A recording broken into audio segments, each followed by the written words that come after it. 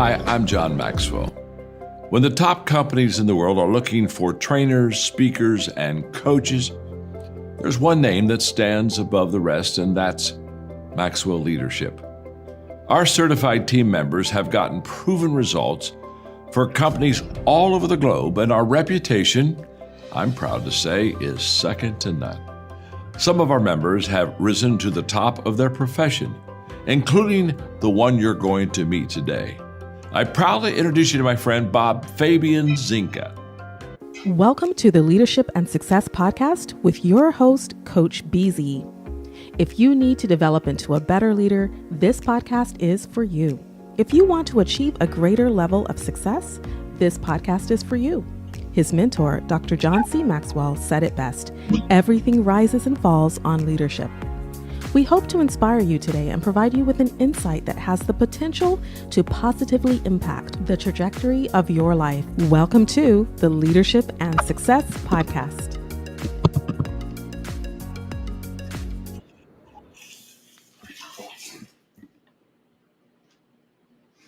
What if your next keynote speaker could bridge the worlds of national defense? But it does mean you have to acknowledge the reality on the ground, the actual threat landscape, the real market conditions, your team's current capabilities, even if that reality forces a change in direction that feels painful or inconvenient. So both Maxwell and Sinek are really emphasizing that leadership isn't just about holding steady, maintaining the status quo. No, it's about constant adaptation to better serve the mission. Because sticking to the way we've always done it is basically a finite mindset. It's a guaranteed way to become irrelevant, especially in volatile fields like defense or tech. Let's look at that Sinek team example during the COVID disruption. Good one. Yeah, their main business, big in-person leadership events, essentially vanished overnight. So what did they do? They didn't just wait and hope things went back to normal. Nope. They pivoted. Ugh. Hard. Reimagined their whole delivery model, shifted rapidly to virtual events, created new kinds of online content. The key insight there, I think, is that they changed the way they delivered their service. Right, the delivery mechanism, the structure. But they held fiercely onto their why that just cause of inspiring better leadership. They had the courage to let go of the old structure, the finite product, in order to save the mission, the infinite game. That takes guts. It does. So let's apply that. Imagine a Navy carrier strike group gets a brand new, maybe slightly buggy piece of electronic warfare gear. Okay.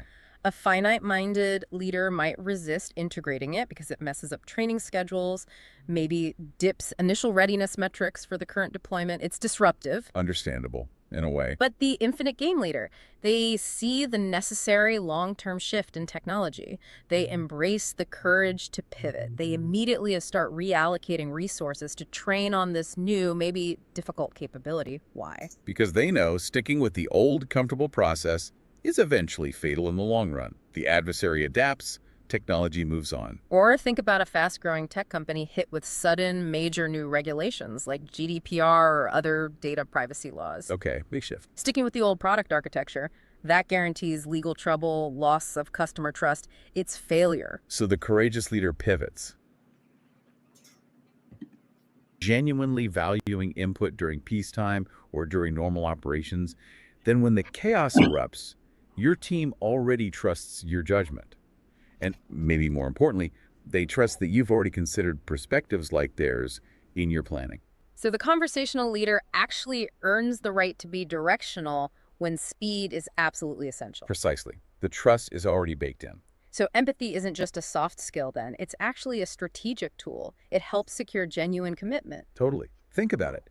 If you're a team lead, practicing this means instead of immediately shutting down an idea like, no, we always use standard protocol, you ask something like, okay, help me understand. Why do you think that approach might create a vulnerability down the line? You're drawing them out, showing you value their thinking. And the effect is huge. It shifts people from just complying, following the rules because they have to, or fear the consequences, to genuine commitment. Following the mission because they feel heard, valued, like they're part of it. Compliance is brittle, you could say. Commitment is resilient. Well put. And the check-in suggested in the sources is simple, but really cuts to the chase. How often do you actually stop, put everything else down, and truly listen to the most junior person on your team when they bring you a problem? Are you just acknowledging them, or are you making them feel genuinely heard? Big difference. Huge difference. And that level of active investment, maybe even vulnerability, it sets the stage perfectly for Principle 4. Which is all about trust. All right, everybody, this is Coach Busy. Thank you so much for being with me today. Today is Columbus Day, or Indigenous Peoples Day. Very, very grateful for America today. Let's do our moment of gratitude. That's something I love to do every time we meet. And please let us know, where are you joining us from, and the one thing that you are grateful for today. So let's take a moment and go through our moment of gratitude. I would ask you, close your eyes if you can, put yourself in your happy place, and take a deep breath, and think about one thing you are grateful for today. I think on this Indigenous Peoples Day, or Columbus Day, I am really grateful for America. I know we have a very complicated history in this country, but I do believe that America is the best country in the world right now. I think the founding document that this country was founded upon the principle, they were very much aspiring, because America didn't live up to its foundational creed. But in time, we are getting better and more progressive, and giving freedom and prosperity and civil rights and human rights to all of American citizens. So that's what I love about America.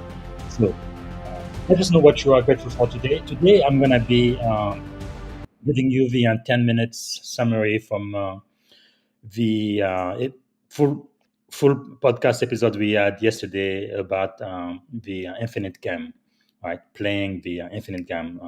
This was a podcast originally by my mentor, Dr. John C. Maxwell and Simon Sinek. He has a book called The Infinite Game as well, which you should read. So we're going to do the 10-minute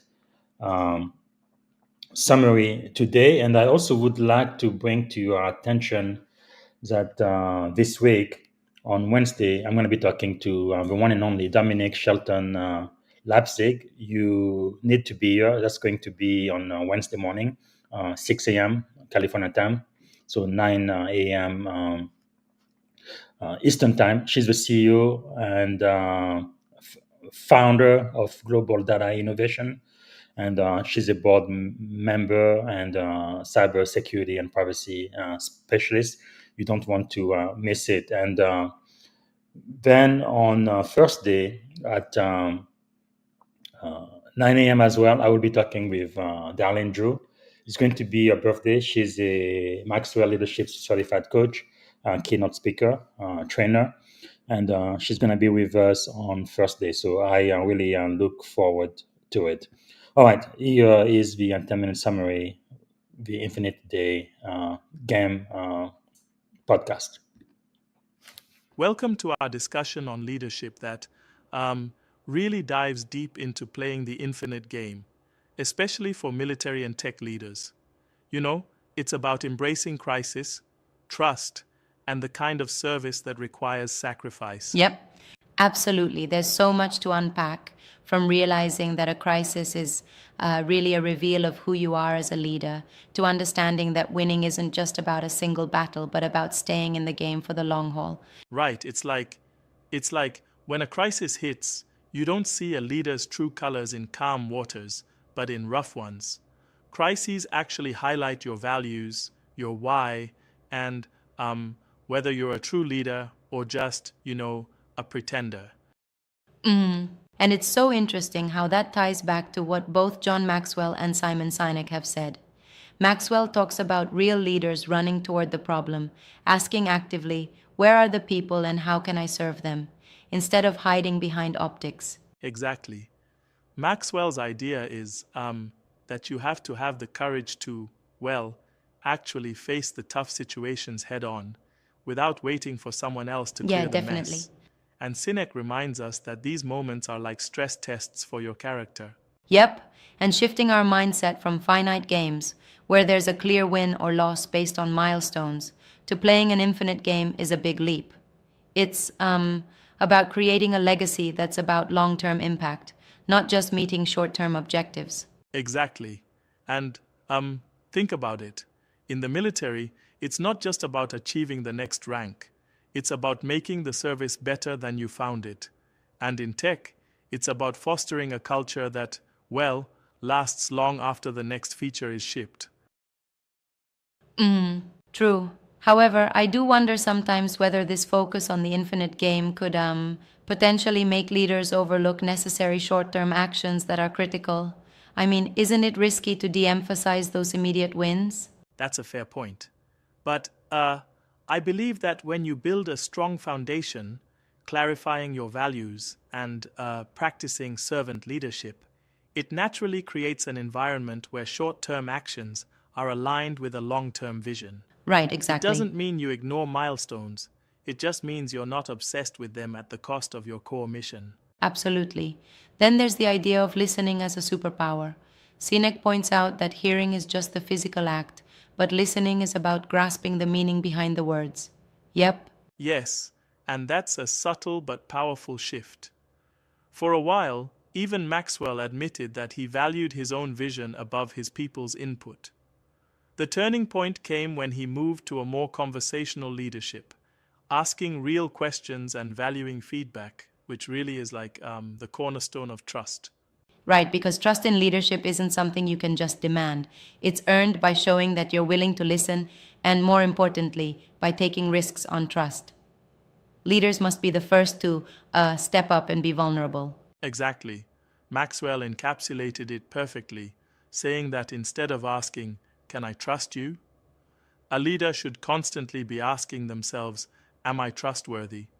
That's a game changer in cultivating a culture of trust. Absolutely. And trust, as you mentioned, is also built by leading with service and sacrifice.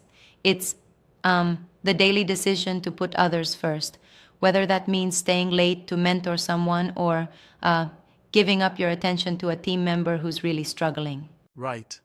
Both Maxwell and Sinek emphasize that true service demands sacrifice. It's not always dramatic. Sometimes it's just the consistent small choices that add up to big leadership impact. Right, right. Then there's the courage to pivot, adapting to change rather than clinging to the old ways of doing things. Remember, leaders need to go where the people are. That's such a refreshing perspective, especially in fast-moving fields like cybersecurity. Yes, yes. I mean, imagine you're in the thick of a cyber attack or managing a critical incident on a ship, and sticking to the way we've always done it can totally put you at a disadvantage. It's about embracing change and even surprise as opportunities rather than threats. Exactly. And that inevitably leads us to the way forward. Values and perspective. Leaders are reminded that values don't change with circumstances, and having a broad perspective can guide you far beyond the crisis moment. Oh, definitely. It's like having an anchor during a storm. A set of values gives you a fixed point while everything else is in flux.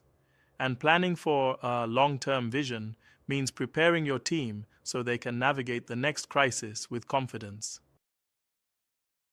Yeah, absolutely.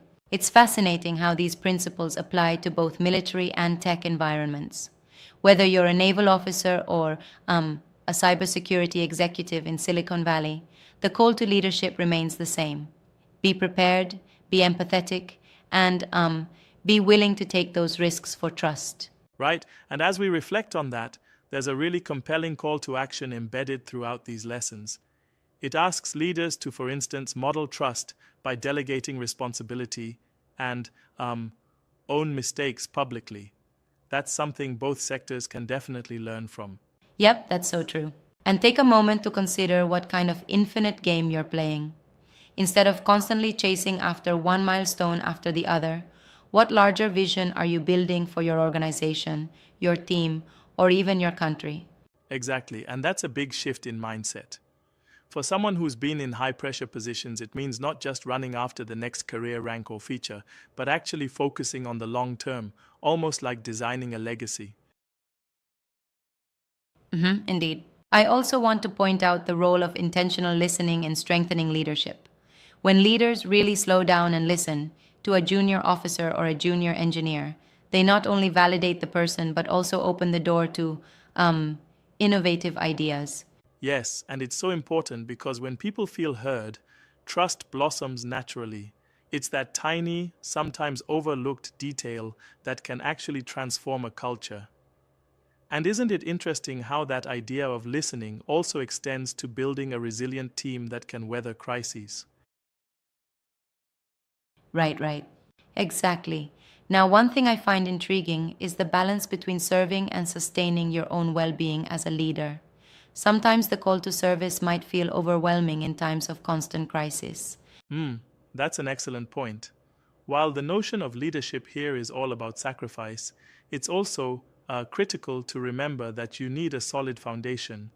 You must clarify your values and take care of yourself so you can truly serve others. Absolutely. And that brings us back full circle to the importance of being prepared when the next crisis hits. Whether it's cyber threats, global unrest, or even something else unexpected, your constant presence, built on values and trust, is your anchor. Exactly. And it requires that daily choice to lead with integrity, to be empathetic, and to commit to an infinite game rather than a one-off victory. Right. So, as we wrap up, it sounds like the real takeaways for military and tech leaders are: identify your infinite game, build a strong foundation of values, actively listen, model trust, and always be ready to pivot when the situation demands it. Yes, yes, that's the essence. And if leaders can commit to those principles, then they can not only navigate any crisis, but more importantly, inspire a culture that thrives long after they move on. Exactly. It really is a call for a generational shift in leadership, one that's rooted in service, trust, and the courage to adapt. And I think that's what makes these lessons so powerful and so timely. Absolutely. And before we finish, it makes you think, what can you, as a leader, sacrifice this week? How can you model trust and really listen to someone who might be struggling? That's the practical side of these philosophies. Right, exactly. And which principle resonates with you most? Is it the idea of playing the infinite game or the focus on servant leadership during crises? It's a powerful invitation to reflect on your own leadership journey. Yeah, it's like a mirror held up to every leader's practice.